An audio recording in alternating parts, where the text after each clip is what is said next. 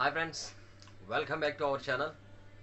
ఈరోజు మన టాపిక్ వచ్చేసి జనరేటర్ లేదా ట్రాన్స్ఫార్మర్. వీటి కెపాసిటీని బట్టి ఎంత లోడ్ వరకు మనం వెళ్ళవచ్చు, దాని కెపాసిటీ ఎంత, ఆ కెపాసిటీకి మ్యాక్సిమం లోడ్ ఎంతవరకు వేసుకోవచ్చు, ఈ విషయం గురించి మనం డిస్కస్ చేసుకుందాం. వాటి క్యాలిక్యులేషన్స్ అన్నీ కూడాను. ట్రాన్స్ఫార్మర్ లేదంటే జనరేటర్, ఇవి రెండు కూడా కెపాసిటీ కేవీఏలోనే మెన్షన్ చేసి ఉంటుంది. ఎంత కేవీఏకి ఎంత హెచ్పి వేసుకోవాలి, లేదంటే ఎంత కేవీఏకి ఎంత కిలోవాట్ వేసుకోవాలి, ఆ క్యాలిక్యులేషన్ ఎలా చేయాలి, ఎంత కేవీఏకి ఎంత యాంపియర్స్ వరకు వెళ్ళాలి, దేనిని ఎలా క్యాలిక్యులేట్ చేయాలి అనే క్యాలిక్యులేషన్స్ ఈరోజు మనం తెలుసుకుందాం. నేను మరిన్ని వీడియోలు చేయాలంటే మీ సపోర్ట్ నాకు కావాలి, కాబట్టి నేను ప్రతి వీడియోలోనూ అడుగుతుంటాను. వీడియో నచ్చితే లైక్ చేయండి. ఫస్ట్ టైం మీరు వీడియో చూసేవాళ్ళైతే నా వీడియోలో మరిన్ని కావాలి అనుకుంటే సబ్స్క్రైబ్ చేయండి. మీకు ఉపయోగం ఉంటుంది అనుకుంటే సబ్స్క్రైబ్ చేయండి. ఇక మనం టాపిక్లోకి వెళితే, ఫర్ ఎగ్జాంపుల్ ఒక ట్రాన్స్ఫార్మర్ లేదా జనరేటర్ కెపాసిటీ 1000 కేవీఏ తీసుకున్నాం అనుకో. 1000 కేవీఏ అన్నది మనకి వచ్చే కరెంట్ కిలో వోల్ట్ యాంపియర్స్. అంటే బయట నుంచి ఎలక్ట్రిసిటీ బోర్డు నుంచి మనకి వచ్చేది. అందులో మనం ఎంత కన్జ్యూమ్ చేస్తున్నాం, ఎంత వేస్ట్ చేస్తున్నాం అనేది పవర్ ఫ్యాక్టర్ ద్వారా క్యాలిక్యులేట్ అవుతుంది. అంటే మన మెషినరీకి మనం ఉపయోగించుకునేది అప్ అండ్ డౌన్స్ ఉంటాయి కాబట్టి వాటిలో మనం ఎంత ఉపయోగించుకుంటున్నాం. Active power kilo watt, reactive power అంటే వేస్టేజ్ పవర్, దీని మీద క్యాలిక్యులేట్ చేసి పవర్ ఫ్యాక్టర్ అన్నది ఉంటుంది. ఈ పవర్ ఫ్యాక్టర్ ఎలా ఉంటుంది, దాన్ని ఎలా క్యాలిక్యులేట్ చేసి తగ్గించుకోవాలి అన్న దాని మీద గతంలో నేను వీడియో చేశాను. నా క్యాలిక్యులేషన్స్ చెప్పే ఫార్ములాస్ అన్నీ కూడా అనుభవంతో కూడుకున్నవి. థియరీ లెక్కలు ఒకలా ఉంటాయి, నా లెక్కలు ఒకలా ఉంటాయి. అంటే థియరీకి ప్రాక్టికల్కి కొంచెం డిఫరెన్స్ ఉంటుంది. థియరీ ప్రకారం వెళితే అన్నీ కరెక్టే, ఇంజనీరింగ్ ప్రకారం థియరీ కరెక్టే, కానీ ప్రాక్టికల్గా వచ్చేసి డిఫరెన్సెస్ ఉంటాయి. ఈ అనుభవం మీద చెప్పే క్యాలిక్యులేషన్స్ అన్నీ ఇవి. ఈ ఫార్ములాస్ అన్నీ కూడా ప్రాక్టికల్ ఫార్ములాస్.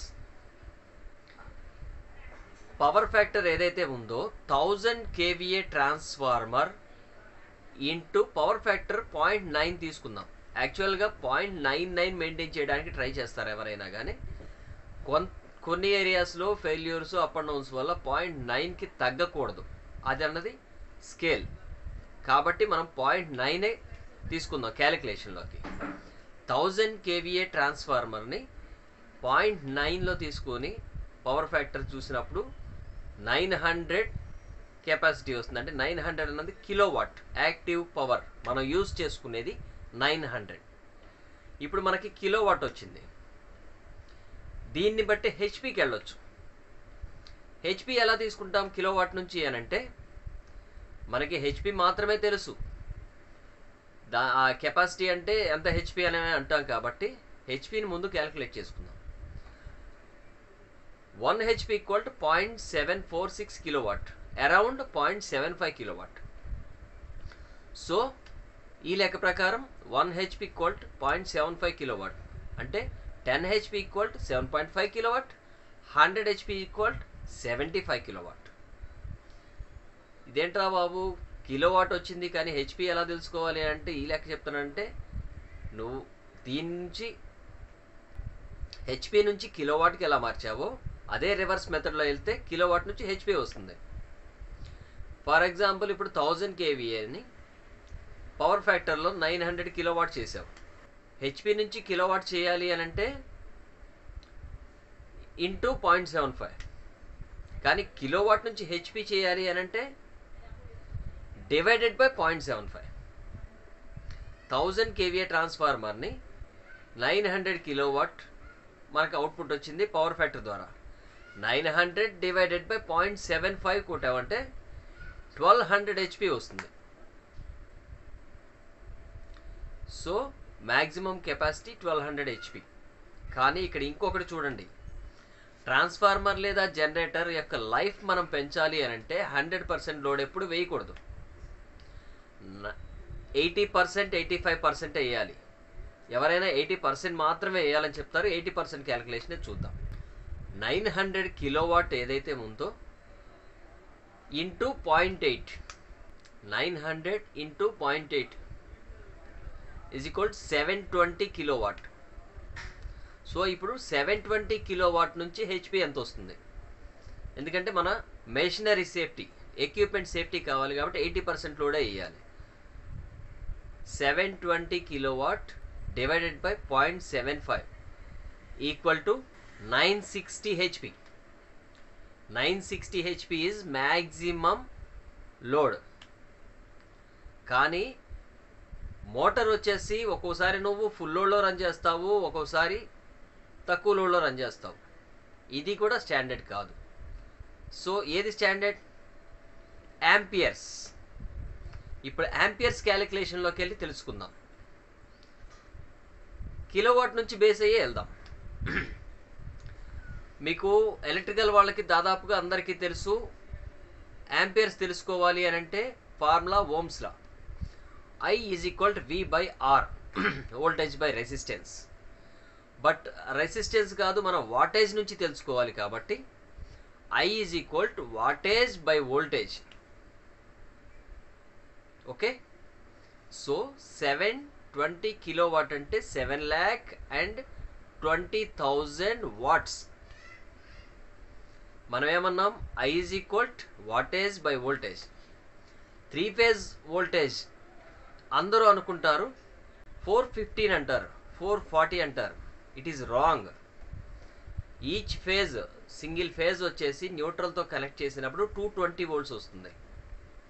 అంటే 3 ఫేజ్లు కలిపి 660 volts. 3 phase voltage 660 volts. Around చేసి 650 అంటారు. మీకు ఎలక్ట్రికల్ లైసెన్స్ ఇచ్చేటప్పుడు కూడా 11 kV కంటే తక్కువ 650 వోల్ట్స్ ఇస్తారు చూడండి. సో ఈ ప్రకారం క్యాలిక్యులేట్ చేసుకుందాం. ఇందాక కిలోవాట్ ఎంత అనుకున్నాం ట్రాన్స్ఫార్మర్కి? 7,20,000 వాట్స్ కదా. 7,20,000 watts divided by 650 is equal to ఎంత వాల్యూ వచ్చింది? 1090 amperes. 7,20,000 watts divided by 650 equal 1090 amperes వస్తుంది.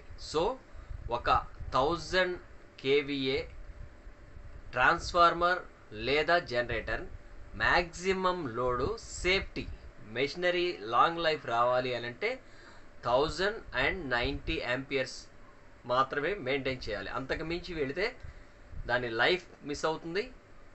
ఫస్ట్ క్యాలిక్యులేట్ చేశాను చూసావా, 1300 ప్లస్ వచ్చింది, 1384.